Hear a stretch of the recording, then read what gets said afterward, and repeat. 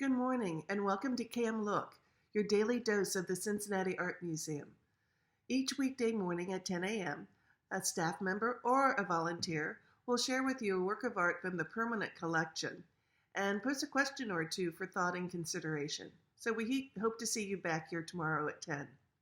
Today, my name's Jo Holohan, and I will be sharing with you a phenomenal work of art by Thomas Gainsborough, and it's titled Anne Ford. Thomas Gainsborough in 1759 was a young man of 32 with a young family. He was just trying to get his career off the ground, and he established a studio in Bath, England. Bath, England at the time was a very, very fashionable spa town, and people would flock there in the winter months. It's similar to people going to Florida, or particularly Palm Beach in Florida for us. So Thomas knew that if he wanted to attract clients to his studio, he needed to have a painting that people would want to come and see the person. He needed someone who perhaps was well known but had not been seen by a lot of people. So he thought about it and chose to paint a painting of his friend Anne Ford.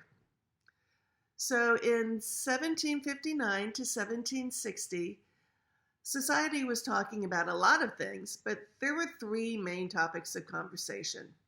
The first topic of conversation was probably the French and Indian War, and that was coming to an end. And shortly after this, all of the colonies would be ceded to England, so that was a big deal.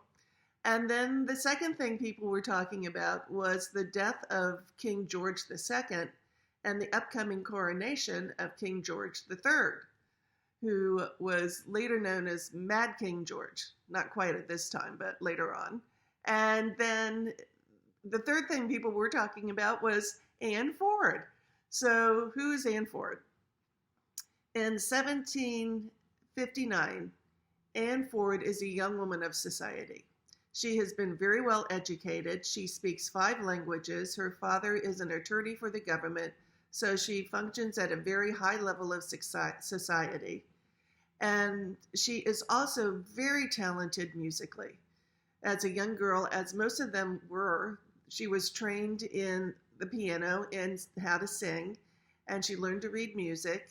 And then she went more forward with it. She composed music.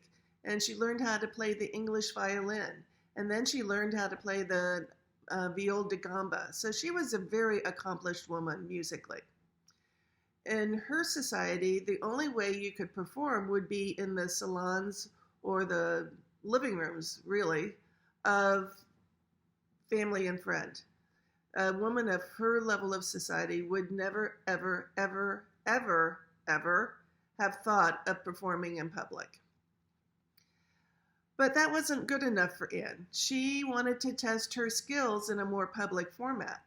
And so in 1759 to 1760, she created a contract with a concert hall to perform her own concert. And she sold the tickets, she put out the flyers, and everything was all set to go until a few days beforehand, her father sent the police to the concert hall and forcibly brought her home, where he kept her for about a month. And then she said, well, I'm going to try this again. And she did.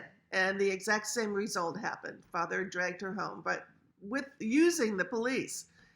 And so a third time, undeterred, with a little subterfuge and with the help of some friends, she was able to actually perform her concert, to which she got fairly good reviews.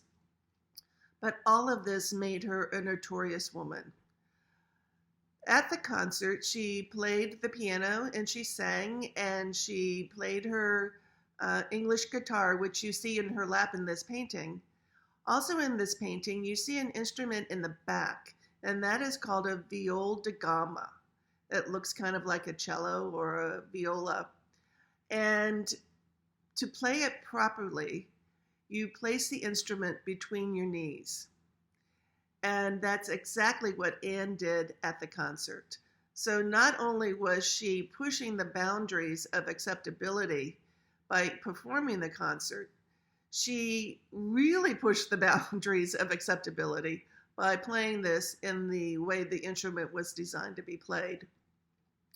So people in Bath would definitely have known who Anne Ford was. And it was a lightning strike for Thomas Gainsborough to have thought of painting her. This is the painting that put Thomas Gainsborough on the map and gave him so many more commissions and led him to being the artist that we know of today.